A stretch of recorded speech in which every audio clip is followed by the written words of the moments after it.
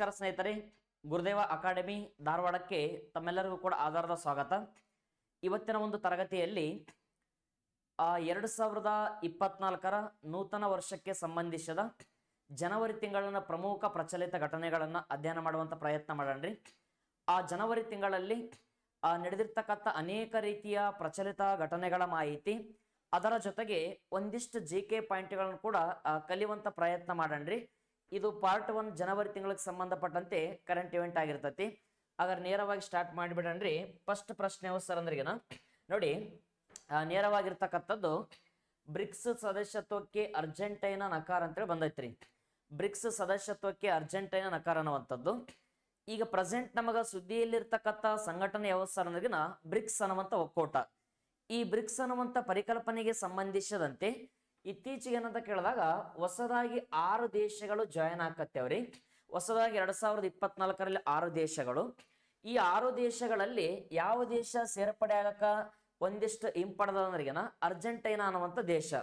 ಹಾಗಾದ್ರ ಹೊಸದಾಗಿ ಯಾವ್ಯಾವ ದೇಶ ಸೇರ್ಪಡೆ ಆಗಿವೆ ಸರ್ ಅಂದ್ರಿಗೆನ ಅರ್ಜೆಂಟೈನಾವನ್ನು ಹೊರತುಪಡಿಸಿ ಈಜಿಪ್ಟ್ ಅನ್ನುವಂಥದ್ದು, ಸೆಕೆಂಡ್ ಒನ್ ಏನಂತ ಕೇಳಿದಾಗ ಸೌದಿ ಅರೇಬಿಯಾ ಅನ್ನುವಂಥದ್ದು, ಅದರ ಜೊತೆಗೆ UAE ಯುನೈಟೆಡ್ ಅರಬ್ ಎಮಿರೇಟರ್ಸ್ ಅನ್ನುವಂಥದ್ದು, ಇನ್ನೊಂದು ಏನ್ ಸರ್ ಅಂತ ಕೇಳಿದಾಗ ಇಥಿಯೋಪಿಯಾ ಅನ್ನುವಂಥ ದೇಶ, ಇದರ ಜೊತೆಗೆ ಸೇರ್ಪಡೆ ಆಗ್ತಕ್ಕಂಥ ದೇಶ ಯಾವ್ದಂತ ಕೇಳಿದಾಗ ಇಥಿಯೋಪಿಯಾ ಅನ್ನುವಂಥದ್ದು, ಇದರ ಜೊತೆಗೆ ಇರಾನ್ ಅನ್ನುವಂಥ ದೇಶ ರೀ. ಬ್ರಿಕ್ಸ್ ಒಕ್ಕೂಟದಾಗ 6 ದೇಶಕ್ಕೆ ನಾವು ಒಪ್ಪಂದ ಹಾಕೊಂಡಿದೀವಿ. ಆದ್ರೆ ಯಾವ ದೇಶ ಹೊರಗೆ ನಡೆದೈತಿ ಸರ್ ಅಂದ್ರಿಗೆನ ಅರ್ಜೆಂಟೈನಾ. ಹಿಂಗ ನಾವು ಬ್ರಿಕ್ಸ್ ಅನ್ನುವಂಥ ಪರಿಕಲ್ಪನೆ ಏನಂತ ಕೇಳಿದಾಗ ಮೂಲತಃವಾಗಿ 5 ದೇಶಗಳಂತ ಕರಿಬೋದ್ರಿ ಇದನ್ನ. ಬ್ರೆಜಿಲ್, ರಷ್ಯಾ, ಇಂಡಿಯಾ, ಚೀನಾ ಮತ್ತು ಸೌತ್ ಆಫ್ರಿಕಾ. ಭಾರತ ಒಂದು ಸಂಸ್ಥಾಪಕ ರಾಷ್ಟ್ರ ಅಂತ ಒಪ್ಪಿಕೊಳ್ಳಮಂತ.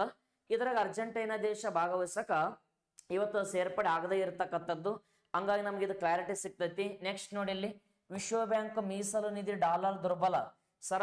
ವರ್ಲ್ಡ್ ಬ್ಯಾಂಕ್ ಅನ್ನುವಂಥದ್ದು ಈಗ ನಾವು ಕೇಳಿವ್ರಿ, ಜಗತ್ತಿಗೆ ಸಾಲವನ್ನು ಕೊಡ್ತಕ್ಕಂಥದ್ದು ವರ್ಲ್ಡ್ ಬ್ಯಾಂಕ್ ಮತ್ತು IMF ಅಂತ ಕರಿಬಹುದು. ವಿಶ್ವ ಬ್ಯಾಂಕ್ ಮತ್ತು IMF ಇಂಟರ್ನ್ಯಾಷನಲ್ ಮಾನಿಟರಿ ಫಂಡ್. ಈ ವಿಶ್ವ ಬ್ಯಾಂಕ್ ಏನಂತ ಕೇಳಿದಾಗ ಡಾಲರ್ ಸಂಬಂಧಪಟ್ಟಂತೆ ದುರ್ಬಲತೆ ನಡೆದೈತಿ.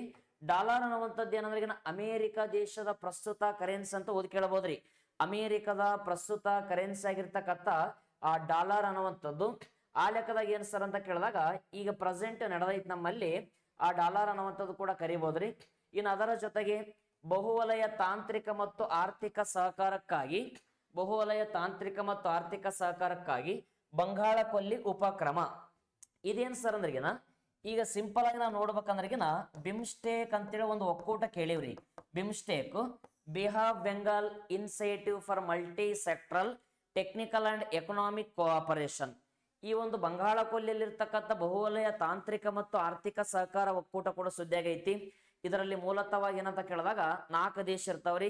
5ನೇದು ಮಯನ್ಮಾರ್ 1997, 6 ಮತ್ತು 7ನೇ ರಾಷ್ಟ್ರಗಳಾಗಿ ನೇಪಾಳ ಮತ್ತು ಭೂತಾನ್ 2004ರಲ್ಲಿ ಸೇರ್ಪಡೆ ಆಗ್ತಾವ. ಇದರಲ್ಲಿ ಭಾರತ ದೇಶ ಕೂಡ ಒಂದೈತೆ ಅಂತ ಓದ್ ಕೇಳಬಹುದು. ಈ ಒಂದು ಬಿಮ್ಸ್ಟೇಕ್ ಅನ್ನುವಂಥ ಒಕ್ಕೂಟ ಯಾವಾಗ ಸ್ಥಾಪನೆ ಆಗಿದೆ ಸರ್ ಅಂದ್ರ 1997 ಜೂನ್ 6 ರೀ. ಇದರ ಪ್ರಧಾನ ಕಚೇರಿ ಬಾಂಗ್ಲಾದೇಶದ ರಾಜಧಾನಿ ಆಗಿರ್ತಕ್ಕಂಥ ಢಾಕಾ ಅನ್ನುವಂಥ ನಗರದಲ್ಲಿ ಇದನ್ನ ಪ್ರಧಾನ ಕಚೇರಿ ಕೂಡ ನಾವು ಕಾಣಬಹುದು. ಇದು ಕೂಡ ಸುದ್ದಿಯಲ್ಲಿರ್ತಕ್ಕಂಥ ಒಕ್ಕೂಟ. ನೆಕ್ಸ್ಟ್ ನೋಡಿ, ನೌಕಾಪಡೆ ಮಾಜಿ ಸಿಬ್ಬಂದಿಗಳ ಮರಣದಂಡನೆ ರದ್ದು ಮಾಡಿದ ಕತಾರ್ ಸರ 2022ರ ಇದರ ಬಗ್ಗೆ 2 ನಿಮಿಷ ಮಾತಾಡಮ್ಮ. 2022ರ ಬೇಹುಗಾರಿಕೆ ಪ್ರಕರಣದಲ್ಲಿ ಭಾರತದ 8 ಮಾಜಿ ಸಿಬ್ಬಂದಿಗಳನ್ನ ಈ ಒಂದು ಕತಾರ್ ಅನ್ನುವಂಥ ದೇಶ ಅಂತ ಕೇಳಿದಾಗ ಕತಾರ್ ಅನ್ನುವಂಥ ದೇಶಕ್ಕೆ ಸಂಬಂಧಪಟ್ಟಂತೆ ಮರಣದಂಡನೆ ಅಂತೇಳಿ ಘೋಷಣೆ ಮಾಡಿದ್ರು. ಆದ್ರೆ ಇದನ್ನ ಏನ್ ಸರ್ ಅಂದ್ರಿಗೆನ ಈಗ ಒಂದು ಕತಾರ್ನ ಮೇಲ್ಮನವಿ ಅನ್ನುವಂಥ ಒಂದು ಅಡಿಯಲ್ಲಿ ಈಗ ಅವ್ರಿಗೆ ಕೊಟ್ಟಿರ್ತಕ್ಕಂಥದ್ದು ನಾವು ರದ್ದು ಮಾಡಿವಿ. 25 ವರ್ಷಗಳ ಕಾಲ ಜೈಲು ಶಿಕ್ಷೆ ವಿಧಿಸಿರ್ತಕ್ಕಂಥದ್ದು. ಇದು ಯಾವ ದೇಶ ಸರ್ ಅಂತ ಕೇಳಿದಾಗ ಕತಾರ್ ರೀ. ಇದೊಂದು ಅರಬ್ ದೇಶ ಕೂಡ ಹೌದು. ಕತಾರ್ನ ಕ್ಯಾಪಿಟಲ್ ಯಾವ ಸರ್ ಅಂದ್ರಿಗೆನ ದೋಹಾ. ಈ ಕತಾರ್ ಅನ್ನುವಂಥದ್ದು 2022ರಲ್ಲಿ ಫಿಫಾ ವಿಶ್ವಕಪ್ ನಡೆಸಿಕೊಟ್ಟಿರ್ತಕ್ಕಂಥ ಒಂದು ದೇಶ ಅಂತ ಕೂಡ ಕರಿಬಹುದ್ರಿ. ಕತಾರ್ ದೇಶದ ಭಾಷೆ ಕೇಳಿದ್ರೆ ಅರೇಬಿಕ್ ಅಂತ ಓದ್ಬೇಕು ಸ್ನೇಹಿತರೆ. ಹಾಗಾದ್ರ ಈ ಬೇಹುಗಾರಿಕೆ ಪ್ರಕರಣ ಅಂತ ಕೇಳ್ತಾ ನಮಗ ಅದರಲ್ಲಿ ನೌಕಾಪಡೆ ಮುಖ್ಯಸ್ಥರಿಗೆ ಮರಣದಂಡನೆ ರದ್ದು ಮಾಡಿವಿ. ಇಷ್ಟು ನಮಗ ಸ್ಪಷ್ಟೀಕರಣ ಗೊತ್ತಿರಲಿ. ಭಾರತ ದೇಶದ ನೌಕಾಪಡೆ ಮುಖ್ಯಸ್ಥರಿಗೆ ಸಂಬಂಧಿಸಿದಂತೆ ಈಗ ನಾವು ಅವ್ರಿಗೆ ಏನಂತ ಕೇಳಿದಾಗ ಅಡ್ಮಿರಲ್ ಎಂಬ ಹೆಸರನ್ನು ಕೂಡ ಕರಿತಾ ಇದ್ದೀವಿ. ನೌಕಾಪಡೆ ಮುಖ್ಯಸ್ಥರ ಸರ ಪ್ರೆಸೆಂಟ್ ಭಾರತ ದೇಶದ ಯಾರು ಇದಾರ ಅಂತ ಕೇಳಿದಾಗ ಆರ್ ಹರಿಕುಮಾರ್ ಅನ್ನುವಂತ ವ್ಯಕ್ತಿ ರೀ. ಆರ್ ಹರಿಕುಮಾರ್ ಅವರು ಪ್ರೆಸೆಂಟ್ ಭಾರತ ದೇಶದ ನೌಕಾಪಡೆ ಮುಖ್ಯಸ್ಥರ ಕೆಲಸ ಮಾಡ್ತಿದಾರ ಸರ. ಅದರ ಜೊತೆಗೆ ಏನಂತ ಕೇಳಿದಾಗ ಪ್ರತಿ ವರ್ಷ ಡಿಸೆಂಬರ್ 4 ನಾವು ಭಾರತೀಯ ನೌಕಾಪಡೆ ದಿನ ಅಂತ ಸೆಲೆಬ್ರೇಟ್ ಮಾಡ್ತಾ ಇದೀವ್ರಿ. ಜನವರಿ 15 ಭೂಸೇನೆ ದಿನ, ಅಕ್ಟೋಬರ್ 8 ವಾಯುಪಡೆ ದಿನ, ಡಿಸೆಂಬರ್ 4 ನೌಕಾಪಡೆ ದಿನ ಅಂತ ಕೂಡ ಕರಿಬಹುದು. ನೌಕಾಪಡೆ ಮುಖ್ಯಸ್ಥರು ಪ್ರೆಸೆಂಟ್ ಆರ್ ಹರಿಕುಮಾರ್, ಅಡ್ಮಿರಲ್ ಅಂತ ಕೂಡ ಕರಿತೇವೆ ಅವರಿಗೆ. ನೆಕ್ಸ್ಟ್ ನೋಡಿ ಇಲ್ಲಿ ಬ್ರಿಕ್ಸ್ ಅಧ್ಯಕ್ಷತೆ ವಹಿಸಿಕೊಂಡ ಒಂದು ರಷ್ಯಾ ಅಂತೇಳಿ ಕೊಟ್ಟೈತಿ. ಯಾಕಂದ್ರೆ ನಾವೇನಂತ ಕೇಳಿದಾಗ ಭಾರತ ದೇಶರು ಯಾವಾಗಲೂ ನಮ್ಮಲ್ಲಿ ಭಾರತ ಅನ್ನುವಂಥದ್ದು ನಾರ್ಮಲ್ ಆಗಿ ಬರ್ತಿರ್ತೈತಿ ಸರ್. ಈ ಬ್ರಿಕ್ಸ್ ಅನ್ನುವಂಥ ಒಕ್ಕೂಟಕ್ಕೆ ಸಂಬಂಧಪಟ್ಟಂತೆ 2024ರಲ್ಲಿ ಯಾವ ದೇಶ ಅಧ್ಯಕ್ಷ ಸ್ಥಾನ ವಹಿಸ್ಕೊಂಡದಂದ್ರಿಗೆ ರಷ್ಯಾ ರೀ. 2024ರ ಬ್ರಿಕ್ಸ್ ಒಕ್ಕೂಟದ ಒಂದು 16ನೇ ಸಭೆಯ ಅಧ್ಯಕ್ಷತೆ ರಷ್ಯಾ ಎಲ್ಲಿ ನಡೀತಾ ಸರ್ ಸಭೆ ಅಂದ್ರಿಗಿನ ರಷ್ಯಾ ದೇಶದ ಕಜೋನ್ ನಗರದ ನಡೀತದ್ರಿ. ಇದನ್ನು ಗೊತ್ತಿರಬೇಕು. 2023 ಎಲ್ಲಿ ನಡೆದಂದ್ರಿಗಿನ 2023 15ನೇ ಸಭೆ ದಕ್ಷಿಣ ಆಫ್ರಿಕಾದ ಡರ್ಬೇನ್ ಅನ್ನುವಂತ ಪ್ಲೇಸ್ ಅಲ್ಲಿ ನಡೆದೈತಿ. ಅದ್ರಾಗ 6 ದೇಶಗಳಲ್ಲಿ ಅರ್ಜೆಂಟೈನಾ ಮನೆಗೆ ಹೋಗ್ಯದ, 5 ದೇಶ ಸೇರ್ಪಡೆ ಆಗ್ಯಾವ ಅಂತ ನೋಡ್ಕೊಂಡಿವಿ. ಅದರ ಜೊತೆಗೆ ಏನ್ ಸರ್ ಅಂತ ಕೇಳಿದಾಗ ಈ ಸಾರಿ 2024ರಲ್ಲಿ ರಷ್ಯಾ ದೇಶದ ಅಧ್ಯಕ್ಷತೆ ಕೂಡ ವಹಿಸಕತ್ತದ್ರಿ. ಇಷ್ಟು ನಮಗೆ ಸಿಂಪಲ್ ಆಗಿ ಒಂದಿಷ್ಟು ಮಾಹಿತಿ ಗೊತ್ತಿರಲಿ.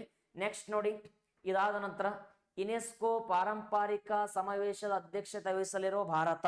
ನೋಡಪ್ಪ ಎಲ್ಲಿ ನಮಗೆ ಸರ್ ಅಂದ್ರಿಗೆನ ಪ್ರತಿಯೊಂದು ಸ್ಪರ್ಧಾತ್ಮಕ ಪರೀಕ್ಷೆಗಳಲ್ಲಿ ಯುನೆಸ್ಕೋ ಪಾರಂಪರಿಕ ಪಟ್ಟಿ ಬಗ್ಗೆ ತುಂಬಾ ಸಾರಿ ಎಕ್ಸಾಮ್ಗಳಲ್ಲಿ ಕೇಳಿರ್ತಕ್ಕಂಥ ಪ್ರಶ್ನೆಗಳು ಸರ್. ಈಗಾಗಲೇ ಏನಂದ್ರಿಗೆನ ಈಗ ಯುನೆಸ್ಕೋ ಬಗ್ಗೆ ತುಂಬಾ ಡೀಟೇಲ್ ಆಗಿ ಮಾತಾಡ್ಕೊಂಡಿವಿ ನಾವು ಕಳೆದ ತರಗತಿಗಳಲ್ಲಿ ವಿಡಿಯೋಗಳಲ್ಲಿ. ಇದೇನಂತ ಕೇಳಿದ್ರೆ ಯುನೆಸ್ಕೋ ಅಧ್ಯಕ್ಷತೆ ಅಂತ ಕೊಟ್ಟಾನ. ಇದ್ರದ ಬಗ್ಗೆ ಒಂದೆರಡು ಪಾಯಿಂಟ್ ನಮಗ.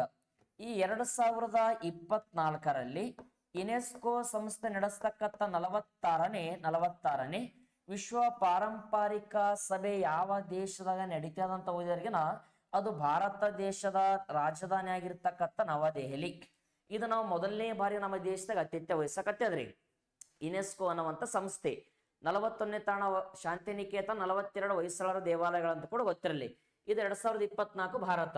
ನೆಕ್ಸ್ಟ್ ನೋಡಿ, WHO ವ್ಯವಸ್ಥಾಪಕ ಮಂಡಳಿಗೆ ವಿವೇಕ್ ಮೂರ್ತಿ ನೇಮಕ. WHO ವರ್ಲ್ಡ್ ಹೆಲ್ತ್ ಆರ್ಗನೈಸೇಷನ್, ಈ WHO ಸಂಸ್ಥೆಗೆ ಸಂಬಂಧಿಸಿದಂತೆ ವಿವೇಕ್ ಮೂರ್ತಿ ಅವರು ನೇಮಕ ಆಗ್ಯಾರ. ಭಾರತ ದೇಶದ ಅಮೆರಿಕ ಮೂಲದ ವಿಜ್ಞಾನಿಯಾಗಿರ್ತಕ್ಕಂಥ ವಿವೇಕ್ ಮೂರ್ತಿ ಅವರು ಏನಂತ ಕೇಳಿದ WHO ಸಂಸ್ಥೆ ಸರ್. ಹಾಗಾದ್ರೆ ಈ WHO ಸಂಸ್ಥೆಗೆ ಸಂಬಂಧಪಟ್ಟಂತೆ ಗಿಬ್ರಿಯೋಸಿಸ್ ಸದಾನಂರವರು ಕೂಡ ಅಧ್ಯಕ್ಷರಾಗಿ ಕೂಡ ಕೆಲಸ ಮಾಡಕತ್ತಾರ. ಹಾಗಾದ್ರೆ ಇವ್ರಿಗೆ ಏನಂತ ಕೇಳಿದ ಇತ್ತೀಚೆಗೆ ಮೋದಿ ಕಾಕ ಒಂದು ಹೆಸರಿಟ್ಟನಪ್ಪ, ಅದೇನು ಸರ್ ಅಂದ್ರಿಗೆನ ತುಳಸಿಬಾಯಿ ಅಂತಾರೆ. ಇದು ಇತ್ತೀಚೆಗೆ ಒಂದು ಎಕ್ಸಾಮ್ ಕೇಳಿ ಲೇಬರ್ ಇನ್ಸ್ಪೆಕ್ಟರ್ ಕೇಳಿ ಈ ಪ್ರಶ್ನೆ. WHO ಸಂಸ್ಥೆ ಅಧ್ಯಕ್ಷರಾಗಿರ್ತಕ್ಕಂಥ ಗಿಬ್ರಿಯೋಸಿಸ್ ಸದಾನಂರವರಿಗೆ ತುಳಸಿಬಾಯಿ ನಾಮಕರಣ ಮಾಡಿರ್ತಕ್ಕಂಥ ವ್ಯಕ್ತಿ ಯಾರು ಸರ್ ಅಂತ ಕೇಳಿದಾಗ ಪ್ರಧಾನಿ ನರೇಂದ್ರ ಮೋದಿ. ಹಾಗಾದ್ರೆ ಈ WHO ಸಂಸ್ಥೆ ಭಾರತ ದೇಶವನ್ನ 2025ರ ವೇಳೆಗೆ ಕ್ಷಯ ಮುಕ್ತ ದೇಶ ಅಂತ ಘೋಷಣೆ ಮಾಡ್ಬೇಕು ಅನ್ಕೊಂಡೈತಿ. 2030ರ ವೇಳೆಗೆ ಮಲೇರಿಯಾ ಮುಕ್ತ ದೇಶ ಭಾರತ ಅಂತ ಘೋಷಣೆ ಮಾಡ್ಬೇಕು ಅನ್ಕೊಂಡೈತಿ. ಆದರೆ ಈ WHO ಸಂಸ್ಥೆ ಪ್ರಧಾನ ಕಚೇರಿ ಎಲ್ಲಿ ಸರ್ ಅಂತ ಕೇಳಿದಾಗ ಸ್ವಿಟ್ಜರ್ಲ್ಯಾಂಡ್ ದೇಶದ ಜೆನೆವಾ ನಗರ ಅಂತ ಓದ್ ಕೇಳ್ಬೇಕ್ರಿ. ಸ್ವಿಟ್ಜರ್ಲ್ಯಾಂಡ್ ನ ಜೆನೆವಾ ನಗರ. ರಾಜಕುಮಾರಿ ಅಮೃತ್ ಕೌರ್ ಅನ್ನುವಂತ ಮಹಿಳೆ WHO ಸಂಸ್ಥೆ ಅಧ್ಯಕ್ಷರ ಕೂಡ ಕೆಲಸ ಮಾಡಿದ ಸ್ನೇಹಿತರೆ. ಇದನ್ನು ನಮಗೊಂದಿಷ್ಟು ಮಾಹಿತಿ ಗೊತ್ತಿರ್ಬೇಕ್ರಿ. FD ದ ಪ್ರಶ್ನೆ ಕೇಳೋಣ. ಇಲ್ಲಿ ತನಕ ಭಾರತ ದೇಶದ ಯಾವ ಮಹಿಳೆ WHO ಸಂಸ್ಥೆಯಲ್ಲಿ ಏಕೈಕ ಮಹಿಳಾ ಅಧ್ಯಕ್ಷರ ಕೆಲಸ ಮಾಡಿರೋ ಸರ್ ಅಂದ್ರಿಗಿನ ಈ ಒಂದು ರಾಜಕುಮಾರಿ ಅಮೃತ ಕೌರ್ ಅವರು. ಅವ್ರು ಏನ್ ಸರ್ ಅಂದ್ರೆ ಭಾರತ ದೇಶದ ಮೊದಲ ಮಹಿಳಾ ಆರೋಗ್ಯ ಸಚಿವರು. ಫಸ್ಟ್ ಟೈಮ್ ನಮ್ಮ ದೇಶದಾಗ ಒಬ್ಬರು ಲೇಡಿ ಏನಂತ ಕೇಳಿದಾಗ ಮಿನಿಸ್ಟರ್ ಆಗಿ ಪ್ರಮಾಣ ವಚನ ಮಾಡಿರ್ತಕ್ಕಂಥ ಉದಾಹರಣೆ ಕೂಡ. ಹಾಗಾದ್ರ ಈ WHO ಅನ್ನುವಂಥ ಸಂಸ್ಥೆಗೆ ಪ್ರೆಸೆಂಟ್ ಸಲಹಾ ಮಂಡಳಿ ಯಾರಾಗ್ಯಾರ ಸರ್ ಅಂದ್ರ ವಿವೇಕ್ ಮೂರ್ತಿ ಅಂತ ನೆನ್ಪಿಡಮ್ಮ. ನೆಕ್ಸ್ಟ್ ನೋಡಿ ಇಲ್ಲಿ ವಿಶ್ವ ಆರ್ಥಿಕ ವೇದಿಕೆ ವಾರ್ಷಿಕ ಸಭೆ ದಾವೋಸ್. WEF ವರ್ಲ್ಡ್ ಫುಡ್ ಏನಂತ ಕೇಳಿದಾಗ ಎಕನಾಮಿ ಅಂತ ಕೂಡ ಕರಿಬಹುದು. ವರ್ಲ್ಡ್ ಫುಡ್ ಎಕನಾಮಿಗೆ ಸಂಬಂಧಪಟ್ಟಂತೆ ಅಥವಾ WEF ವರ್ಲ್ಡ್ ಏನಂತ ಕೇಳಿದಾಗ ಎಕನಾಮಿ ಫೋರಂ ಅಂತ ಕೂಡ ಕರಿಬಹುದ್ರಿ. ಈ ವಿಶ್ವ ಆರ್ಥಿಕ ವೇದಿಕೆಗೆ ಸಂಬಂಧಪಟ್ಟಂತೆ ಸ್ವಿಟ್ಜರ್ಲ್ಯಾಂಡ್ನ ದಾವೋಸ್ ನಲ್ಲಿ 2024ರ ಜನವರಿ ತಿಂಗಳಲ್ಲಿ ದೊಡ್ಡ ಮಟ್ಟದ ಒಂದು ಸಭೆ ನಡೆದೈತ್ರಿ. ವರ್ಲ್ಡ್ ಏನಂತ ಕೇಳಿದಾಗ ಎಕನಾಮಿ ಫೋರಂ ಅಂತ ಕರಿಬಹುದ್ರಿ, ವಿಶ್ವ ಆರ್ಥಿಕ ವೇದಿಕೆ. ನೆಕ್ಸ್ಟ್ ನೋಡಿ, ಚಬಹಾರ್ ಬಂದರು ಅಭಿವೃದ್ಧಿ ಪಡಿಸಿದ ಯೋಜನೆ. ಇದು ಬಹಳ ಸರ್ ಸುದ್ದಿಗೆ ಐತ್ರಿ. ಭಾರತ ಮತ್ತು ಚೀನಾ ನಡುವಿನ ಈ ಉತ್ತರ ಕಾರಿಡಾರ್ ಅನ್ನುವಂಥ ಯೋಜನೆಗಾಗಿ ಆ ಒಂದು ಚಬಹಾರ್ ಬಂದರ್ ಅನ್ನುವಂಥದ್ದು ಯಾವ ದೇಶದಾಗ ಅಭಿವೃದ್ಧಿ ಪಡಿಸಕತ್ತೀವಿ ಸರ್ ಅಂದ್ರ ಇರಾನ್ ಅನ್ನುವಂಥ ದೇಶ. ಓದಿ ಕೇಳ್ಬೇಕ್ರಿ, ಇರಾನ್ ಅನ್ನುವಂಥ ದೇಶ ರೀ. ಹಾಗಾದ್ರ ಇದು ಏನಂತ ಕೇಳಿದಾಗ ಚಬಹಾರ್ ಬಂದರ್ ಭಾರತ ಮತ್ತು ಈ ಒಂದು ಇರಾನ್ ದೇಶ ನಡುವಿನ ಒಂದು ಒಪ್ಪಂದ ಆಗೈತ್ರಿ. ಇದಾದ ನಂತರ ನೋಡಿ, ಉತ್ತರ ಭಾರತ ಮೇರು ನದಿ ದೇವಿಕಾ ನದಿ ಪುನಶ್ಚೇತನ ಯೋಜನೆ. ಇದನ್ನು ಉತ್ತರ ಭಾರತದ ಮೇರು ನದಿ ಅಂತ ಓದಿ ಕೇಳ್ಬೇಕು. ಇದನ್ನು ಪುನಃ ಕಟ್ಟುವಂತ ಪ್ರಯತ್ನ ನಮ್ಮ ಕೇಂದ್ರ ಸರ್ಕಾರ ಮಾಡಕತ್ತದ. ನೆಕ್ಸ್ಟ್ ನೋಡಿ ಇಲ್ಲಿ ಸುದ್ದಿಯಲ್ಲಿರುವ ಅಂತಾರಾಷ್ಟ್ರೀಯ ನ್ಯಾಯಾಲಯ ICJ ಅಥವಾ ಇಂಟರ್ನ್ಯಾಷನಲ್ ಕೋರ್ಟ್ ಆಫ್ ಜಸ್ಟಿಸ್ ಅಂತ ಕರಿಬೇಕ್ರಿ ಸರ. ಈ ಅಂತಾರಾಷ್ಟ್ರೀಯ ನ್ಯಾಯಾಲಯ ಅಥವಾ ICJ ಅನ್ನುವಂಥದ್ದು ಸುದ್ದಿಯಲ್ಲಿರ್ತಕ್ಕಂಥ ನ್ಯಾಯಾಲಯ ಅಂತ ಕರೆಯಕತ್ತೀವಿ. ಯಾಕೆ ಸುದ್ದಿ ಆಗೈತೆ ಅಂದ್ರಿಗೆನ, ಈಗ ವಿಶೇಷವಾಗಿ ಏನಂತ ಕೇಳಿದ ಬೇರೆ ಬೇರೆ ದೇಶಗಳಲ್ಲಿ ನಡೀತಕ್ಕಂಥ ಅನೇಕ ಕೋರ್ಟ್ಗಳು ಅಪರಾಧಗಳು ಇಡೀ ಜಗತ್ತಿನಲ್ಲಿ ದೇಶ ನಡುವಿನ ಅನೇಕ ವಿವಾದಗಳನ್ನ ಬಗೆಹರಿಸೈತ್ರಿ ಸರ. ಮತ್ತೆ ಎಕ್ಸಾಂಪಲ್ ನಮ್ಮ ದೇಶದಾಗ ದೇಶದ ಅತಿ ದೊಡ್ಡ ನ್ಯಾಯಾಲಯ ಸುಪ್ರೀಂ ಕೋರ್ಟ್ ಹೆಂಗೈತಿ, ಕರ್ನಾಟಕ ರಾಜ್ಯದ ಅತಿ ದೊಡ್ಡ ನ್ಯಾಯಾಲಯ ಹೈಕೋರ್ಟ್ ಅಥವಾ ಉಚ್ಚ ನ್ಯಾಯಾಲಯ ಹೆಂಗೈತಿ, ಹಂಗ ಪ್ರಪಂಚದ ಅತಿ ದೊಡ್ಡ ನ್ಯಾಯಾಲಯ ಯಾವ ಸರ್ ಅಂತ ಕೇಳಿದಾಗ ಈ ಅಂತಾರಾಷ್ಟ್ರೀಯ ನ್ಯಾಯಾಲಯ ಅಥವಾ ಇಂಟರ್ನ್ಯಾಷನಲ್ ಕೋರ್ಟ್ ಆಫ್ ಜಸ್ಟಿಸ್ ರೀ. ಹಾಗಾದ್ರ ಇದರ ಪ್ರಧಾನ ಕಚೇರಿ ಎಲ್ಲೈತಿ ಅಂದ್ರಿಗೆನ ನೆದರ್ಲ್ಯಾಂಡ್ ದೇಶದ ಏಗ್ ನಗರ. ಇದ್ರಾಗ ಎಷ್ಟು ಜನ ನ್ಯಾಯಾಧೀಶರು ಇರ್ತಾರ ಅಂದ್ರಿಗೆನ, ಇದ್ರಾಗ ಎಷ್ಟು ಜನ ನ್ಯಾಯಾಧೀಶರು ಇರ್ತಾರ ಅಂದ್ರಿಗೆನ 15 ಜನ ನ್ಯಾಯಾಧೀಶರ ಸಂಖ್ಯೆ. ಇವರ ಅಧಿಕಾರಾವಧಿ ಎಷ್ಟು ಸರ್ ಅಂದ್ರಿಗೆನ 9 ವರ್ಷ. ಇದರಲ್ಲಿ ವಿಶೇಷವಾಗಿ ಪ್ರೆಸೆಂಟ್ ಭಾರತದ ನ್ಯಾಯಾಧೀಶ ದಲ್ಬೀರ್ ಭಂಡಾರಿ ಅವರು ಕೂಡ ಕೆಲಸ ಮಾಡಕತ್ತಾರಿ. ಇದನ್ನು ಗೊತ್ತಿರ್ಬೇಕು ನಮಗ ಸರ. ಈ ಕೆಳಗಿನ ಯಾವ ನ್ಯಾಯಾಲಯದಲ್ಲಿ ಭಾರತ ದೇಶದ ದಲ್ಬೀರ್ ಭಂಡಾರಿ ಅವರು ಕೆಲಸ ಮಾಡ್ತಾ ಇದಾರೆ ಅಂದ್ರಿಗೆನ ಇಂಟರ್ನ್ಯಾಷನಲ್ ಕೋರ್ಟ್ ಆಫ್ ಜಸ್ಟಿಸ್ ಅಂತಾರಾಷ್ಟ್ರೀಯ ನ್ಯಾಯಾಲಯ. ಪ್ರಪಂಚದಲ್ಲಿ ದೇಶ ನಡುವಿನ ಅನೇಕ ರೀತಿಯ ಗಡಿ ವಿವಾದಗಳು ಅನೇಕ ರೀತಿಯ ಜಲ ವಿವಾದಗಳನ್ನು ಬಗೆಹರಿಸತಕ್ಕಂಥ ಸಂಸ್ಥೆ ಯಾವ್ದಂದ್ರಿಗೆನ ಈ ಅಂತಾರಾಷ್ಟ್ರೀಯ ನ್ಯಾಯಾಲಯ ರೀ. ಹಂಗ ಪಟ್ ಏನೋ ನೋಟ್ ಮಾಡ್ಕೊಂತ ಹೋಗ್ಬೇಕ್ರಿ. ಹಂಗ ಕೇಳಿರ್ತಕ್ಕಂಥ ವಿಚಾರಗಳನ್ನ ಏನಂದ್ರಿಗೆನ ಸಾಧ್ಯ ಆದ ಮಟ್ಟಿಗೆ ಏನ್ ಸರ್ ಅಂದ್ರಿಗೆನ ಒಮ್ಮೆ ರಿವಿಷನ್ ಮಾಡ್ಕೊಳ್ಳಿ. ಅನೇಕ ಮ್ಯಾಗಝಿನ್ಗಳನ್ನ ಈಗಾಗಲೇ ನೀವು ಸ್ಟಡಿ ಮಾಡಿರ್ತೀರಿ. ಅದ್ರ ಜೊತೆ ನಮ್ದು ಏನ್ ಸರ್ ಅಂದ್ರಿಗೆನ ಆ ಅನೇಕ ಮ್ಯಾಗಝಿನ್ಗಳನ್ನ ಒಳಗೊಂಡಿರ್ತಕ್ಕಂಥದ್ದಾಗಿರ್ಲಿ, ದಿನನಿತ್ಯ ನಡೀತಕ್ಕಂಥ ಪೇಪರ್ಗಳ ಮಾಹಿತಿ ಅವೆಲ್ಲ ತಗೊಂಡು ಒಮ್ಮೆ ರಿವಿಷನ್ ಮಾಡಿಕೊಡಮ ಅನ್ನುವಂಥ ಉದ್ದೇಶ ರೀ. ಹೌದಾ ಸರ್, ಅಷ್ಟಂತೂ ಗೊತ್ತಿರಬೇಕು. ಈ ಒಂದು ಏನಂತ ಕೇಳಿದ ಅಂತಾರಾಷ್ಟ್ರೀಯ ನ್ಯಾಯಾಲಯ. ನೆಕ್ಸ್ಟ್ ನೋಡಿ, ಅರ್ಜೆಂಟೀನಾದಲ್ಲಿ ಲಿಥಿಯಂ ಗಣಿಗಾರಿಕೆಗೆ ಭಾರತ ಒಪ್ಪಂದ. ಇದು ಬಹಳಷ್ಟು ಇಂಪಾರ್ಟೆಂಟ್. ಕೇಳ್ಬೋದು, ಇತ್ತೀಚೆಗೆ ಯಾವ ದೇಶದೊಂದಿಗೆ ಭಾರತ ದೇಶವು ಲಿಥಿಯಂ ಸಂಬಂಧಪಟ್ಟಂತ ಒಪ್ಪಂದಕ್ಕೆ ಸಹಿ ಹಾಕಿದೆ ಸರ್. ಹಾಗಾದ್ರ ಇವತ್ತು ಮೊಬೈಲ್ ಹಿಡ್ಕೊಂಡು ಬೇರೆ ಬೇರೆ ಡಿಜಿಟಲ್ ಆಗಿರ್ತಕ್ಕಂಥದ್ರಲ್ಲಿ ನಾವು ಬಳಕೆ ಮಾಡತಕ್ಕಂಥ ಲಿಥಿಯಂ ಬಹಳಷ್ಟು ಅವಶ್ಯಕತೆ ಐತ್ರಿ. ಮೋಟರ್ಗಳು, ವಾಹನಗಳು, ಬ್ಯಾಟ್ರಿಗಳು, ಎಲೆಕ್ಟ್ರಾನಿಕ್ ವಸ್ತುಗಳು, ಹೌದಾ ಎಲ್ಲ ರೀತಿಯಾಗಿರ್ತಕ್ಕಂಥ ಲಿಥಿಯಂ ಅನ್ನುವಂಥದ್ದು ಯಾವ ದೇಶದೊಂದಿಗೆ ಒಪ್ಪಂದಕ್ಕೆ ಸಹಿ ಹಾಕಿ ಬಂದ್ರಿಗೆ ಅರ್ಜೆಂಟೈನಾ.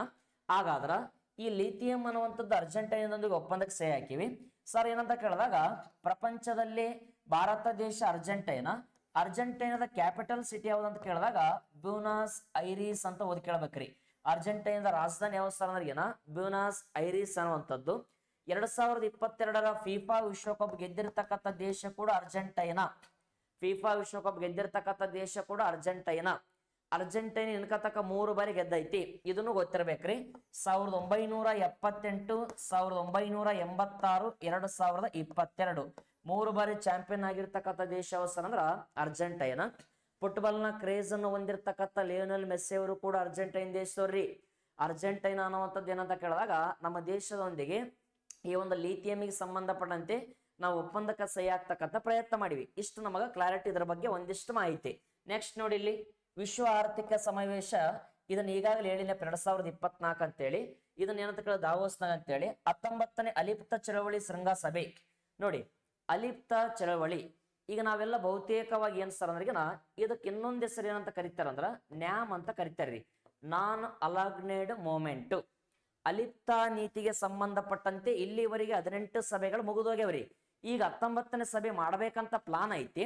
ಹಾಗಾದ್ರ ಈ ಅಲಿಪ್ತ ನೀತಿಗೆ ಸಂಬಂಧಪಟ್ಟಂತೆ 19ನೇ ವಾರ್ಷಿಕ ಸಭೆ ಎಲ್ಲಿ ಮಾಡಾಕತ್ತೀವಿ ಸರ್ ಅಂದ್ರಿಗೆನ ಉಗಾಂಡ ದೇಶದ ಕ್ಯಾಪಿಟಲ್ ಆಗಿರ್ತಕ್ಕಂಥ ಕಂಪಾಲ ಅನ್ನುವಂಥ ನಗರ. ಉಗಾಂಡ ದೇಶದ ರಾಜಧಾನಿ ಕಂಪಾಲ ನಗರದಲ್ಲಿ 19ನೇ ಸಭೆ ಮಾಡ್ತಾ ಇದೀವಿ ಸ್ನೇಹಿತರೆ.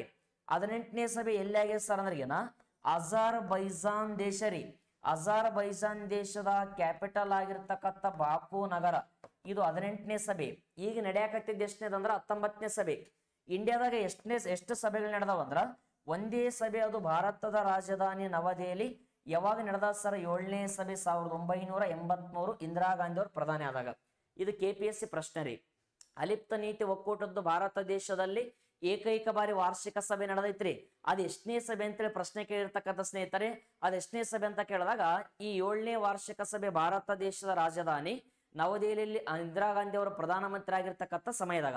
ಇಷ್ಟು ನಮಗ ಕ್ಲಾರಿಟಿ ಗೊತ್ತಿರಲಿ. ಈ ಅಲಿಪ್ತ ನೀತಿ ಎಂಬ ಪದವನ್ನು ಕೊಟ್ಟಂತ ವ್ಯಕ್ತಿ ಯಾರು ಸರ್ ಅಂದ್ರಿಗೆನ ವಿ ಕೃಷ್ಣ ಮೇನನ್ ಅನ್ನುವಂಥ ವ್ಯಕ್ತಿ ಭಾರತ ದೇಶದವರು. ಅಲಿಪ್ತ ನೀತಿ ಬಗ್ಗೆ ಅತಿ ಹೆಚ್ಚಾಗಿ ಪ್ರಚಾರ ಪಡಿಸಿದವರು ಜವಾಹರ್ಲಾಲ್ ನೆಹರು. ಹಂಗಾಗಿ ಇವರಿಗೆ ಫಾದರ್ ಆಫ್ ನ್ಯಾಮ್ ಅಂತ ಕೂಡ ಕರಿಬಹುದು. ಅಲಿಪ್ತ ನೀತಿ ಪಿತಾಮಹ. ಜಗತ್ತಿನಲ್ಲಿ 2ನೇ ಜಾಗತಿಕ ಯುದ್ಧ ಆದ ನಂತರ ರಚನೆ ಆಗಿರ್ತಕ್ಕಂಥ ಒಂದು ತಟಸ್ಥವಾಗಿರ್ತಕ್ಕಂಥ ನೀತಿಯನ್ನ ನಾವು ಅಲಿಪ್ತ ನೀತಿ ಅಂತ ಕೂಡ ಕರಿಬಹುದು. ಶತ್ರು ಬಣ ಮಿತ್ರ ಬಣ ರಚನೆ ಆಗ್ತಾವ, ಅದರಲ್ಲಿ ಯಾವುದೇ ಬಣಕ್ಕೆ ಸೇರದೇ ಇರತಕ್ಕಂಥ ನೀತಿಯನ್ನ ಅಲಿಪ್ತ ನೀತಿ. ಇಷ್ಟು ನಮಗ ಕ್ಲಾರಿಟಿ ಗೊತ್ತಿರ್ಬೇಕ್ರಿ. ನೆಕ್ಸ್ಟ್ ನೋಡಪ್ಪ ಇಲ್ಲಿ, ಸ್ವೀಡನ್ಗೆ ನ್ಯಾಟೋ ಸದಸ್ಯತ್ವ ಟರ್ಕಿ ಅನುಮೋದನೆ. ಸ್ವೀಡನ್ಗೆ ನ್ಯಾಟೋ ಸದಸ್ಯತ್ವ ಕೊಡಾಕತ್ತಾರಂತ, ಅದಕ್ಕೆ ಯಾವ ದೇಶ ಅನುಮೋದನೆ ಕೊಟ್ಟ ಸರ್ ಅಂದ್ರಿಗಿನ ಈ ಟರ್ಕಿ ಅನ್ನುವಂತ ದೇಶ ರೀ. ಸ್ವೀಡನ್ ದೇಶಕ್ಕೆ ಸಂಬಂಧಿಸಿದಂತೆ ಯಾವ ಸದಸ್ಯತ್ವ ಇತ್ತೀಚೆಗೆ ಕೊಟ್ಟಿವ ಅಂತ ಕೇಳ್ತಾನ್ರಿ. ಇದ್ರ ಬಗ್ಗೆ ತುಂಬಾ ಚೆನ್ನಾಗಿ ಏನಂದ್ರಿಗಿನ ಈಗಾಗಲೇ ಒಂದೆರಡು ಟೈಮ್ ಮಾತಾಡಮಂತ. ಈಗ ಇಂಪಾರ್ಟೆಂಟ್ ಆಗಿ ನಮಗ ಈ ಒಂದು ನ್ಯಾಟೋ ಅನ್ನುವಂತ ಪರಿಕಲ್ಪನೆ ನೋಡಿಲ್ಲಿ, ನ್ಯಾಟೋ ಅನ್ನುವಂತ ಪರಿಕಲ್ಪನೆ North Atlantic treaty organisation. North Atlantic treaty organisation ಉತ್ತರ ಏನಂತ ಕೇಳಿದಾಗ ಅಟ್ಲಾಂಟಿಕ್ ಸಾಗರದಲ್ಲಿ ಈ ಒಂದು ಮಿಲಿಟರಿ ಒಕ್ಕೂಟ ಅಂತ ಏನು ಕರೆಯಕತ್ತೀವಲ್ಲ ಸ್ನೇಹಿತರೆ, 1949 ಏಪ್ರಿಲ್ 4ಗೆ ರಚನೆ ಆಗಿರ್ತಕ್ಕಂಥ ಒಕ್ಕೂಟ. ಇದರ ಪ್ರಧಾನ ಕಚೇರಿ ಬೆಲ್ಜಿಯಂ ದೇಶದ ಬ್ರೂಸೆಲ್ಸ್. ಇದ್ರಾಗ ಇರ್ತಕ್ಕಂಥ ದೇಶಗಳು 31 ಈಗಾಗಲೇ ಇದೇವ್ರಿ. 31ನೇ ದೇಶ ಸಹಸ್ರ ಸರೋವರಗಳ ನಾಡು ಫಿನ್ಲ್ಯಾಂಡ್. 32ನೇ ದೇಶವಾಗಿ ಯಾವ ದೇಶ ಸೇರ್ಪಡೆ ಆಕತ್ತದ? ಸ್ವೀಡನ್. ಈ ಸ್ವೀಡನ್ ಕ್ಯಾಪಿಟಲ್ ಯಾವ ಸರ? ಸ್ಟಾಕ್ಹೋಮ್. ಈ ಸ್ವೀಡನ್ ರಾಜಧಾನಿ ಸ್ಟಾಕ್ಹೋಮ್. ಸ್ಟಾಕ್ಹೋಮ್ದಾಗ ಯಾವ ಪ್ರಶಸ್ತಿ ಕೊಡ್ತಾರ? ನೊಬೆಲ್ ಪ್ರಶಸ್ತಿಗಳು ಪ್ರಕಟ ಆಗ್ತಾವ್ರಿ ಸರ. 5 ಕ್ಷೇತ್ರ ನೊಬೆಲ್ ಪ್ರಶಸ್ತಿಗಳು ಸ್ಟಾಕ್ಹೋಮ್. ಶಾಂತಿ ನೊಬೆಲ್ ನಾರ್ವೆ ದೇಶದ ಓಸ್ಲೋ ನಗರ. ಹಾಗಾದ್ರ ಈ ಸ್ವೀಡನ್ ದೇಶ ಎಷ್ಟನೇ ದೇಶ ಆಗ್ತದಂದ್ರ 32. ಮೊನ್ನೆ 545 PS ಕೆ ಇಲಾಖೆ ನಡೆಸೋದಲ್ರಿ, ಅದರ KA ಡಿಪಾರ್ಟ್ಮೆಂಟ್ ಇದೇ ಪ್ರಶ್ನೆ ಕೇಳ ಸ್ನೇಹಿತರೆ. ಯಾವ್ದು? ನ್ಯಾಟೋ ಒಕ್ಕೂಟದ 31ನೇ ಸದಸ್ಯ ರಾಷ್ಟ್ರ ಯಾವ್ದಾಗ್ಯದ ಅಂತ ಕೇಳ್ಯಾನ. ಫಿನ್ಲ್ಯಾಂಡ್ ಅಂತ ಓದಿ ಕೇಳ್ಬೇಕು ನಾವು. 32ನೇ ರಾಷ್ಟ್ರ ಯಾವತ್ತೇನ? ಸ್ವೀಡನ್ ಅನ್ನುವಂತ ದೇಶ. ಯಾವ ದೇಶ ಒಪ್ಪಿಕೊಟ್ಟು? ಟರ್ಕಿ ಅನುಮೋದನೆ. ಇದನ್ನು ನಮ್ಗೆ ಗೊತ್ತಿರಲಿ.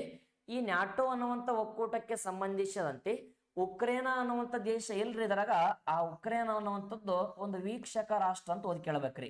ಇದ್ರಾಗ ಭಾರತ ದೇಶ ಕೂಡ ಪ್ರೆಸೆಂಟ್ ಸದಸ್ಯತ್ವ ಇಲ್ಲ. ಇದನ್ನು ಕೂಡ ನಮ್ಗೆ ಒಂದಿಷ್ಟು ಕ್ಲಾರಿಟಿ ಗೊತ್ತಿರ್ಬೇಕ್ರಿ. 32ನೇ ದೇಶವಾಗಿ ಸ್ವೀಡನ್ ಸೇರ್ಪಡೆ ಆಗ್ತದೆ. ಅದಕ್ಕೆ ಯಾರು ಒಪ್ಪಿಕೊಟ್ರ ಅಂದ್ರ ಟರ್ಕಿ ದೇಶ. ಇಷ್ಟು ನಮಗೆ ಸಿಂಪಲ್ ಮಾಹಿತಿ. ನೆಕ್ಸ್ಟ್ ನೋಡಿಲ್ಲಿ, ವಿಶ್ವ ಆರ್ಥಿಕ ವೇದಿಕೆ ವಾರ್ಷಿಕ ಸಭೆ ಆರಂಭ. ಇದು ಸ್ಟಾರ್ಟ್ ಆಗಿದೆ, ಇದು 3ನೇ ಟೈಮ್ ಹೇಳೇನಪ್ಪ. ಇದೇ ಸ್ಲೈಡ್ 3 ಟೈಮ್ ರಿವಿಷನ್ ಆಗ್ಯದ. ಇರ್ಲಿ, ಈಗಾಗಲೇ ಮಾತಾಡೀವಿ. ಭಾರತ ಮತ್ತು ನೇಪಾಳ ನಡುವೆ ವಿದ್ಯುತ್ ಒಪ್ಪಂದಕ್ಕೆ ಸಹಿ. ಭಾರತ ಮತ್ತು ನೇಪಾಳ ನಡುವೆ ಕೇಳಬಹುದು ಇತ್ತೀಚೆಗೆ ಅಂತ ಕೇಳಿದ ಮೆಗಾವ್ಯಾಟ್ಗೆ ಸಂಬಂಧಪಟ್ಟಂತೆ ವಿದ್ಯುತ್ ಒಪ್ಪಂದಕ್ಕೆ ಯಾವ್ಯಾವ ದೇಶ ಒಪ್ಪಂದ ಹಾಕ್ಯಾವ ಅಂದ್ರ ಭಾರತ ಜೊತೆಗೆ ಕೈ ಜೋಡಿಸಿರ್ತಕ್ಕಂಥ ದೇಶ ನೇಪಾಳ. ಹಾಗಾದ್ರೆ ನೇಪಾಳದ ರಾಜಧಾನಿ ಯಾವತ್ತು ಸರ್ ಅಂದ್ರಿಗಿನ ಕಠ್ಮಂಡು ಅನ್ನುವಂಥದ್ದು. ನೇಪಾಳದಲ್ಲಿ ಏನಂತ ಕೇಳಿದ ಭಾರತದೊಂದಿಗೆ ಅತಿ ಉದ್ದವಾದ ಗಡಿ ಹಂಚಿಕೊಂಡಿರ್ತಕ್ಕಂಥ ರಾಷ್ಟ್ರಗಳಲ್ಲಿ ಅದು ಒಂದು.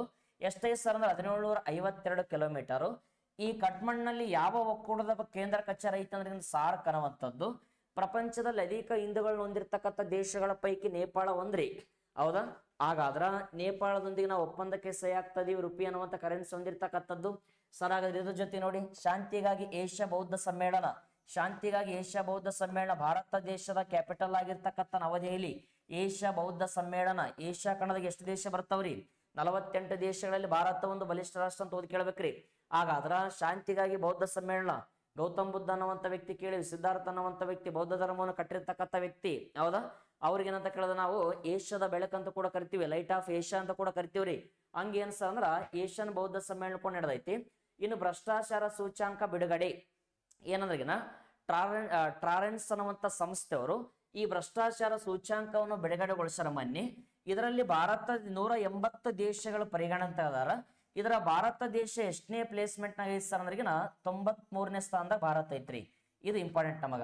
180 ದೇಶಗಳಲ್ಲಿ ಭಾರತದ ಸ್ಥಾನಮಾನ 93ನೇ ಸ್ಥಾನ ರೀ ಭ್ರಷ್ಟಾಚಾರ ಸೂಚ್ಯಾಂಕದಲ್ಲಿ. ಸರ ಎಲ್ಲಿ ಕಡಿಮೆ ಭ್ರಷ್ಟಾಚಾರ ಐತಂದ್ರಿಗಿನ ಈ ಒಂದು ಡೆನ್ಮಾರ್ಕ್ ಆಗಿರ್ಬೋದ್ರಿ, ಹೌದಾ? ಡೆನ್ಮಾರ್ಕ್ ಅನ್ನುವಂಥದ್ದಾಗಿರ್ಬೋದು. ನೆಕ್ಸ್ಟ್ ಫಿನ್ಲ್ಯಾಂಡ್ ಅನ್ನುವಂಥ ದೇಶ. ಫಿನ್ಲ್ಯಾಂಡ್ ಅನ್ನುವಂಥ ದೇಶ. ನೆಕ್ಸ್ಟ್ ಏನಂತ ಕೇಳಿದಾಗ ನ್ಯೂಜಿಲ್ಯಾಂಡ್ ಅನ್ನುವಂಥ ದೇಶ. ನ್ಯೂಜಿಲ್ಯಾಂಡ್ ಅನ್ನುವಂಥ ದೇಶ ಕಡಿಮೆ ಭ್ರಷ್ಟಾಚಾರ ಹೊಂದಿರತಕ್ಕಂಥ ದೇಶಗಳು. ಆ ಕಡೆ ಜಾಸ್ತಿ ಭ್ರಷ್ಟಾಚಾರ ವೆನಿಜುವೆಲಾ ಅನ್ನುವಂಥ ದೇಶ ಬರ್ತದ್ರಿ. ಅದ್ರ ಜೊತೆಗೆ ಭಾರತ ದೇಶ ಎಷ್ಟು ಸ್ಥಾನದಲ್ಲಿ? 93. ಇದು ಹೈಲೈಟ್ ಪ್ರಶ್ನೆ ನಮಗ, ಹೌದಾ? 93ನೇ ಸ್ಥಾನದಲ್ಲಿ ಭಾರತ ದೇಶ. ನೆಕ್ಸ್ಟ್ ನೋಡಿ, ದೇಶದ ಅತಿ ಉದ್ದದ ಸಮುದ್ರ ಸೇತುವೆ ಲೋಕಾರ್ಪಣೆ ಸಿದ್ಧತೆ. ಸಮುದ್ರ ಸೇತುವೆ ಲೋಕಾರ್ಪಣೆ ಸಿದ್ಧತೆ ಮಾಡಕತ್ತಿ ಮುಂಬೈದಾಗ ಏನಂತ ಕೇಳಿದಾಗ ಇದು ದೇಶದ ಅತಿ ಉದ್ದದ ಆಗ್ತದ್ರಿ. ಇದನ್ನು ಕೂಡ ಗೊತ್ತಿರಬೇಕು. ಸಮುದ್ರಯಾನ ಕೈಗೊಳ್ಳಲಿರುವ ಪ್ರಪಂಚದ ದೇಶಗಳಲ್ಲಿ ಭಾರತ ಕೂಡ ಒಂದು ಸೇರ್ಪಡೆ ಆಗ್ತದ, ಹೌದಾ? ಇದಾದ ನಂತರ ನೆಕ್ಸ್ಟ್ ನೋಡಿ, ಏಷ್ಯಾದ ದೊಡ್ಡ ಅಂತಾರಾಷ್ಟ್ರೀಯ ವಿಮಾನ ನಿಲ್ದಾಣ ನೋಯ್ಡಾ. ಇದು ಈಗಾಗಲೇ ಪ್ರಶ್ನೆ ಕೇಳಂದ್ರಿ ಸಬ್ ಇನ್ಸ್ಪೆಕ್ಟರ್ಗ. ಸರ್, ಭಾರತ ದೇಶದ ಉತ್ತರ ಪ್ರದೇಶದಲ್ಲಿರ್ತಕ್ಕಂಥ ನೋಯ್ಡಾ ಅಂತಾರಾಷ್ಟ್ರೀಯ ವಿಮಾನ ನಿಲ್ದಾಣ ಏಷ್ಯಾದ ಅತಿ ದೊಡ್ಡ ಅಂತಾರಾಷ್ಟ್ರೀಯ ವಿಮಾನ ನಿಲ್ದಾಣ ಅಂತೇಳಿ ಕೊಟ್ಟಿವ್ರಿ. ಅಂತಾರಾಷ್ಟ್ರೀಯ ವಿಮಾನ ನಿಲ್ದಾಣವಾಗಲಿದೆ. ಇದರ ಏನ್ ಸರ್ ಅಂದ್ರಿಗೆನ ಈ ನೋಯ್ಡಾದಲ್ಲಿ ಇನ್ನೊಂದೆರಡು ಪಾಯಿಂಟ್ ನೆನ್ಪಿಡಮ್ಮ. ಭಾರತ ದೇಶದ ಮೊದಲ ಪೊಲೀಸ್ ಯೂನಿವರ್ಸಿಟಿ, ಪೊಲೀಸ್ ವಿಶ್ವವಿದ್ಯಾಲಯ ಎಲ್ಲಿ ಕಟ್ಟಿವ್ ಸರ್ ಅಂದ್ರಿಗೆನ ಉತ್ತರ ಪ್ರದೇಶದ ನೋಯ್ಡಾದಾಗ. ಇದು ಕೂಡ ಸಬ್ ಇನ್ಸ್ಪೆಕ್ಟರ್ ಪ್ರಶ್ನೆ 2019. ಉತ್ತರ ಪ್ರದೇಶದ ನೋಯ್ಡಾದಾಗ ಪೊಲೀಸ್ ಯೂನಿವರ್ಸಿಟಿ ಕೂಡ ಐತಿ, ಇದನ್ನು ಕೂಡ ಗೊತ್ತಿರಲಿ. ನೆಕ್ಸ್ಟ್ ನೋಡಿ, ಸುದ್ದಿಯಲ್ಲಿರುವ ಮುಕುರ್ತಿ ರಾಷ್ಟ್ರೀಯ ಉದ್ಯಾನವನ ಅಂತ ಬಂದೈತಿ. ನಾವೆಲ್ಲ ಕೇಳ್ತೀವಿ ನ್ಯಾಷನಲ್ ಪಾರ್ಕ್ಗಳ ಬಗ್ಗೆ ಏನಂತ ಕೇಳಿದಾಗ ಈಗಾಗಲೇ ಬಹುತೇಕವಾಗಿ ಕೇಳ್ಕೊಂಡಿರ್ತಕ್ಕಂಥದ್ದು. ಅದರಲ್ಲಿ ಮುಕುರ್ತಿ ನ್ಯಾಷನಲ್ ಪಾರ್ಕ್ ಅನ್ನುವಂಥದ್ದು ಕೂಡ ಕಂಡು ಬರ್ತದ. ಇನ್ನು ಲಾಲ್ ಬಹದ್ದೂರ್ ಶಾಸ್ತ್ರಿ ಅವರ ಪುಣ್ಯ ಸ್ಮರಣೆ ಸರ್ ಪ್ರತಿ ವರ್ಷ ಏನಂತ ಕೇಳಿದಾಗ ಜನವರಿ 11 ಅಂತೇಳಿ ಬಂದಿರತಕ್ಕಂಥ ಸಮಯದಾಗ ಯಾರ ಪುಣ್ಯ ಸ್ಮರಣೆ ಮಾಡ್ತಾ ಇದೀವಿ ಅಂದ್ರಿಗೆನ ಭಾರತ ದೇಶದಲ್ಲಿ ಪ್ರಾಮಾಣಿಕತೆಗೆ ಮತ್ತೊಂದು ಹೆಸರಾಗಿರ್ತಕ್ಕಂಥ ಲಾಲ್ ಬಹದ್ದೂರ್ ಶಾಸ್ತ್ರಿಜಿ, ಇಡೀ ದೇಶದಲ್ಲಿ ಪ್ರಾಮಾಣಿಕತೆಗೆ ಮತ್ತೊಂದು ಹೆಸರನ್ನ ಬಂದಿರತಕ್ಕಂಥ ಲಾಲ್ ಬಹದ್ದೂರ್ ಶಾಸ್ತ್ರಿಜಿ ಅವರ ಪುಣ್ಯ ಸ್ಮರಣೆ ಏನಂತ ಕೇಳಿದಾಗ ನಾವು ಜನವರಿ 11 ಅಂತ ಕೂಡ ಕರಿತಾ ಇದೀವಿ.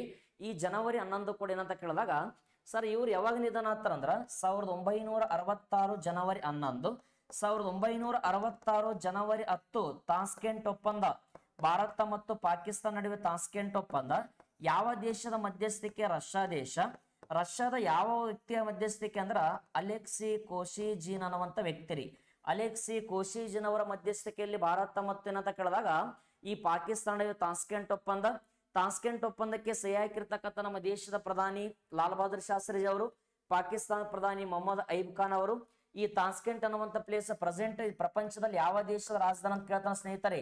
ಉಜ್ಬೇಕಿಸ್ತಾನ್ ಅಂತ ಓದ್ ಕೇಳ್ಬೇಕ್ರಿ, ಇಂಪಾರ್ಟೆಂಟ್ ಇದು. ಹೌದಾ? ಉಜ್ಬೇಕಿಸ್ತಾನದ ರಾಜಧಾನಿ ಪರ್ಫೆಕ್ಟ್ ಆಗ್ಬೇಕು ನಾವು. ಜನವರಿ 10ಕ್ಕೆ ಒಪ್ಪಂದ ಆಯ್ತು.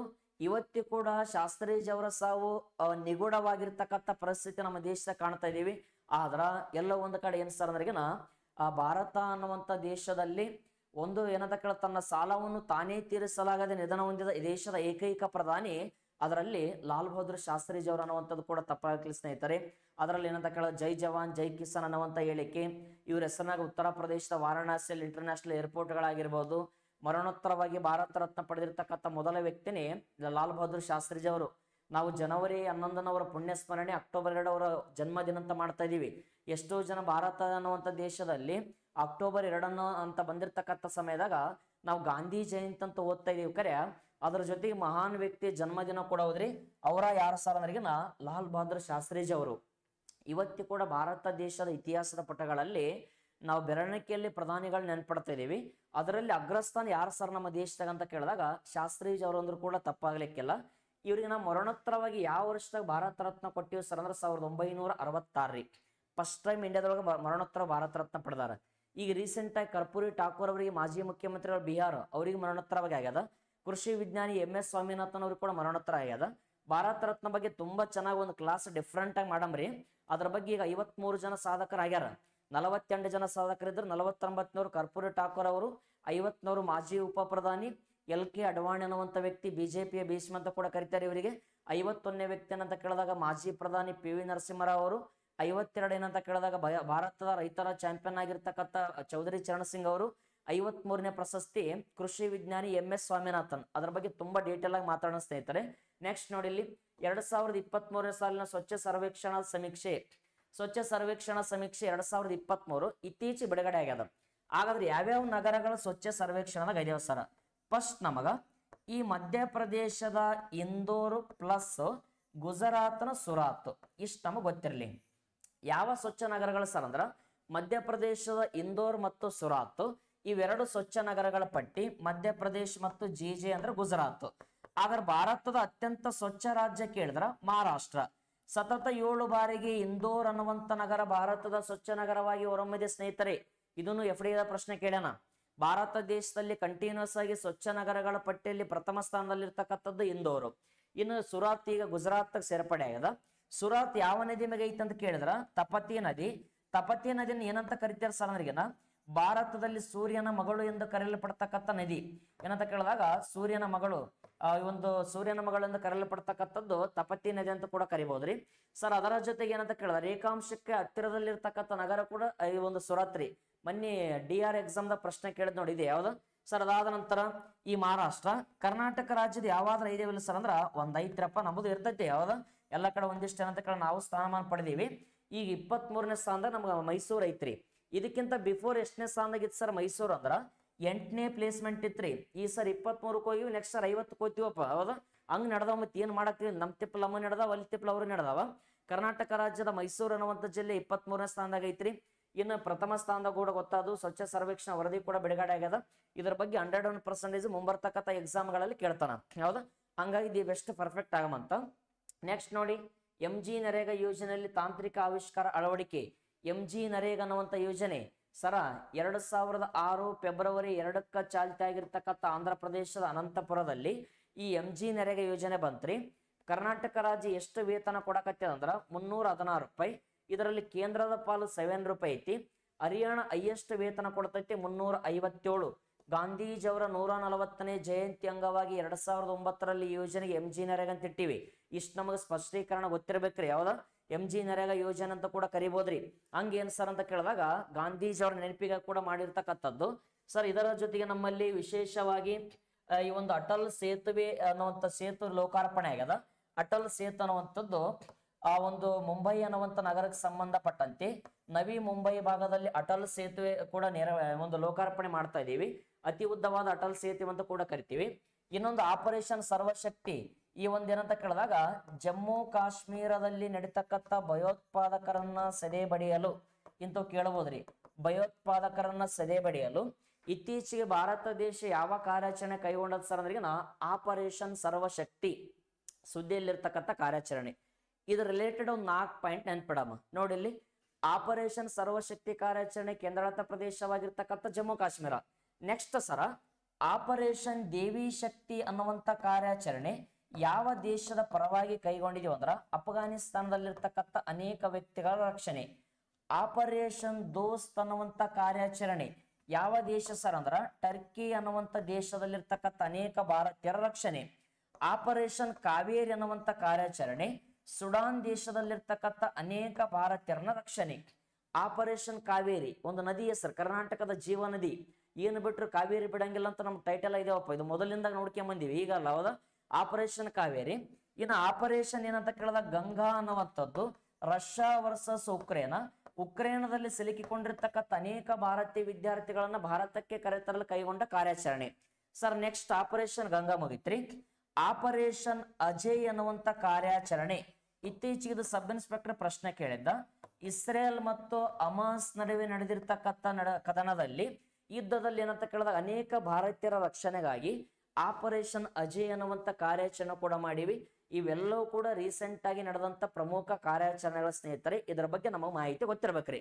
ನೆಕ್ಸ್ಟ್ ನೋಡಿ, ಇಲ್ಲಿ ಸುದ್ದಿಯಲ್ಲಿರುವ ಕಲಾರಾಮ್ ಮಂದಿರ ಸರ್, ಮಹಾರಾಷ್ಟ್ರದ ನಾಸಿಕ್ ನಲ್ಲಿರ್ತಕ್ಕಂಥ ಈ ಕಲಾರಾಮ್ ಮಂದಿರ ಅನ್ನುವಂಥದ್ದು ಕೂಡ ಸುದ್ದಿಯಾಗೈತಿ.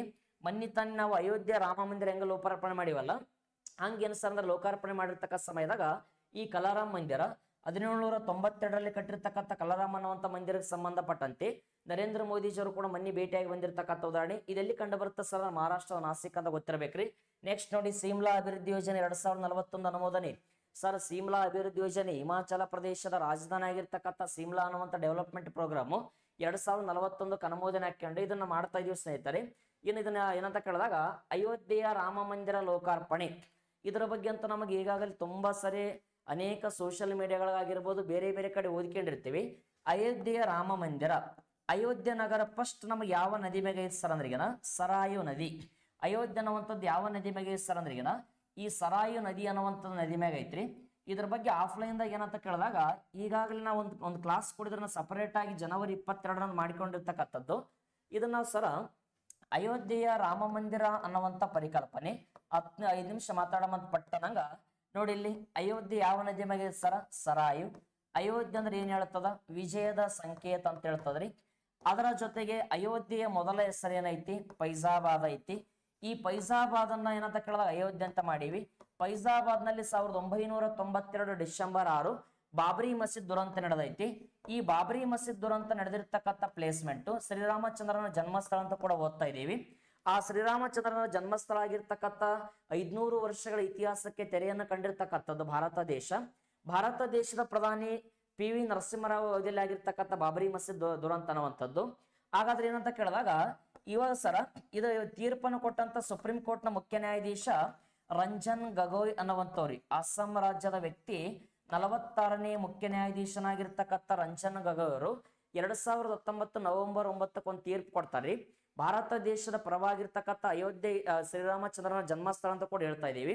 ಅದರ ಜೊತೆಗೆ 2019 ಸ್ಟಾರ್ಟ್ ಆಗಿರ್ತಕ್ಕಂಥ ಅಯೋಧ್ಯೆ 5 ವರ್ಷಗಳ ನಂತರ ನಾವೇನಂತ ಕೇಳಿದಾಗ 2024 ಜನವರಿ 22ಕ್ಕ ರಾಮ ಮಂದಿರವನ್ನು ಉದ್ಘಾಟನೆ ಮಾಡ್ತಕ್ಕಂಥ ಪ್ರಯತ್ನ. ಅದರಲ್ಲಿ ಸರ ಈ ಒಂದು ವಿಶೇಷವಾಗಿರ್ತಕ್ಕಂಥ ಆ ಒಂದು ಅಯೋಧ್ಯವನ್ನ ಇತ್ತೀಚಿನ ದಿನಮಾನಗಳಲ್ಲಿ ಭಾರತದ ಸಾಂಕೇತಿಕ ನಗರ ಅಂತ ಕೂಡ ಕರೆಯಕತ್ತೀವಿ. ಭವ್ಯ ಕಟ್ಟಡಗಳಿಂದ ಕೂಡಿರ್ತಕ್ಕಂಥ ನಿರ್ಮಾಣಗೊಂಡ ಸುಂದರ ನಗರ ಸರ.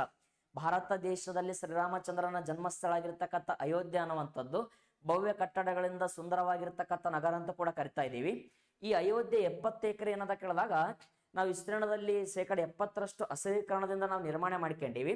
ಅಖಂಡ ಅಯೋಧ್ಯೆಯ ಶಿಲ್ಪಿ ಯಾರು ಸರ್ ಅಂದ್ರ ಚಂದ್ರಕಾಂತ್ ಸೋಂಪೂರ್ ಅನ್ನುವಂಥ ವ್ಯಕ್ತಿ ರೀ. ಚಂದ್ರಕಾಂತ್ ಸೋಂಪೂರ್ ಅನ್ನುವಂಥವ್ರು ಅಯೋಧ್ಯೆಯ ಶಿಲ್ಪಿ. ಆದ್ರೆ ಬಾಲರಾಮನ ಪ್ರತಿಷ್ಠಾಪನಾ ಶಿಲ್ಪಿ ಹೆಮ್ಮೆಯ ಕನ್ನಡಿಗನಾಗಿರ್ತಕ್ಕಂಥ ಮೈಸೂರು ಜಿಲ್ಲೆಯ ಅರುಣ್ ಯೋಗಿರಾಜ್. ಹೆಮ್ಮೆಯ ಕನ್ನಡಿಗನಾಗಿರ್ತಕ್ಕಂಥ ಅರುಣ್ ಯೋಗಿರಾಜ್ ಅವರು ಬಾಲರಾಮನ ಪ್ರತಿಷ್ಠಾಪನೆ ಅಂತೇನೆ ಓದಿವಲ್ಲ ನಾವು, ಅದನ್ನ ಶಿಲ್ಪಿ ಯಾರು ಸರ್ ಅಂದ್ರೆ ಕನ್ನಡಿಗರಾದ ಅರುಣ್ ಯೋಗಿರಾಜ್ ಅವರು.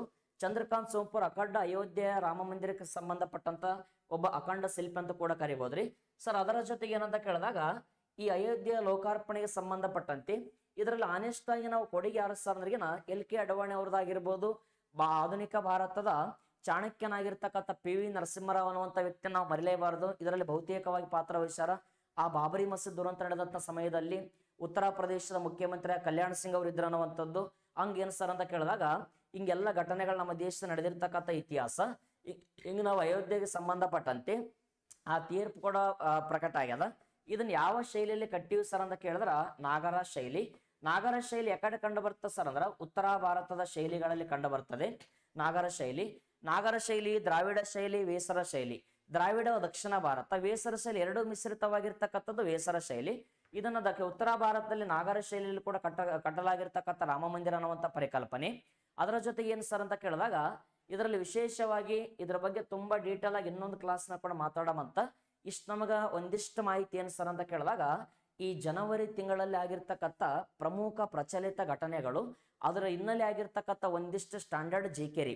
ನಮಗೆ ಪ್ರಚಲಿತ ಘಟನೆಗಳು ಗೊತ್ತಿರ್ತಾವ, ಅದರ ಜೊತೆ ಇನ್ನೊಂದಿಷ್ಟು GK ಒಂದಿಷ್ಟು ಪಾಯಿಂಟ್ ನಮಗ ಬೇರೆ ಬೇರೆ ಪತ್ರಿಕೆಗಳು ಮ್ಯಾಗಝಿನ್ಗಳು ಓದ್ಕೊಂಡಿರ್ತಕ್ಕಂಥ ಸಮಯದಲ್ಲಿ ಇನ್ನೊಂದಿಷ್ಟು ನಮ್ಮ ತರಗತಿಗಳು ಏನಾದರೂ ವೀಕ್ಷಣೆ ಮಾಡಿದ್ದೇ ಆಗಿತ್ತು ಅಂದ್ರೆಗಿನ ನಿನಗೆಲ್ಲೋ ಒಂದು ಕಡೆ ರಿವಿಷನ್ ಆಗ್ತಕ್ಕಂಥ ಪ್ರಯತ್ನ ಆಗ್ತೈತಿ.